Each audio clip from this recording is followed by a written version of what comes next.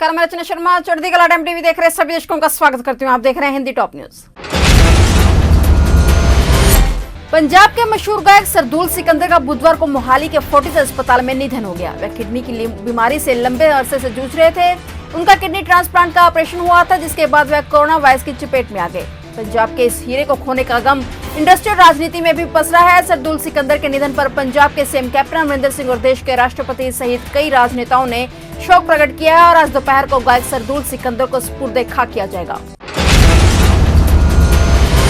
देश के कई राज्यों में बीते कुछ दिनों से कोरोना के आंकड़े फिर से बढ़ने शुरू हो गए हैं। महाराष्ट्र में कोरोना संक्रमण की रफ्तार विस्फोटक होती जा रही है। महाराष्ट्र में पिछले 24 घंटे में 8,807 नए मरीज मिले हैं। यह 18 अक्टूबर के बाद सबसे बड़ा आंकड़ा है। यही नहीं, राज्य में बीते 24 घंटे में 80 मरीजों की मौत हुई है। यह पीछे 56 जिलों में से सबसे ज्यादा है।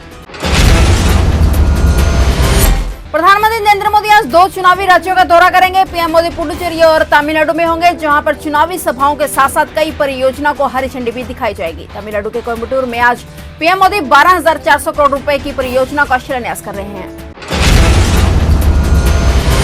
5 राज्यों में होने वाले विधानसभा चुनाव के हिसाब से आज बड़ी हलचल का दिन है। प्रधानमंत्री नरेंद्र मोदी आज तमिलनाडु और पुडुचेरी के दौरे पर हैं, जबकि बीजेपी अध्यक्ष जेपी नड्डा का बंगाल दौरा है। जेपी नड्डा आज बंगाल में बीजेपी के सुनार बांग्ला मिशन की शुरुआत कर रहे हैं, जबकि गृह मंत्री अमित शाह भी आज असम के दौरे पर हैं।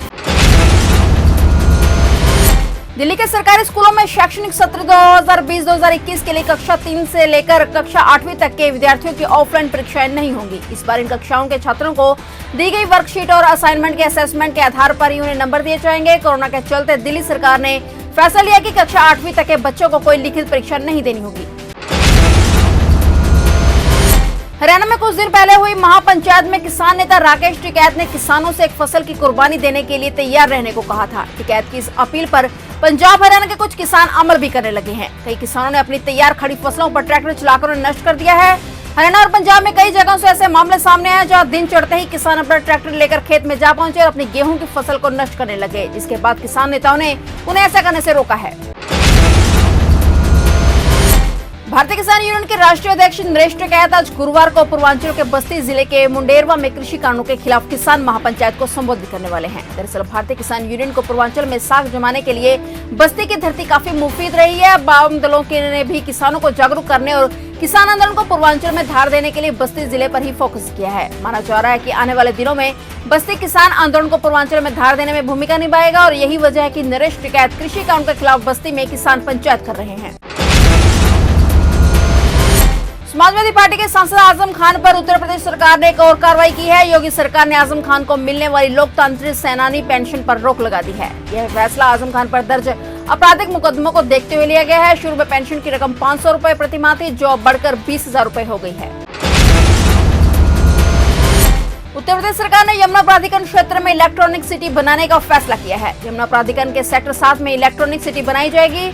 इलेक्ट्रॉनिक सिटी में ताइवान, कोरिया और जापान तीनों देशों के क्लस्टर बनाए जाएंगे, ताकि यहां ज्यादा से ज्यादा इन्वेस्टमेंट हो सके। इन देशों में प्राधिकरण की टीमें दौरा करेंगी और वहां से निवेश के लिए कंपनियों को प्रोत्साहित करेंगी।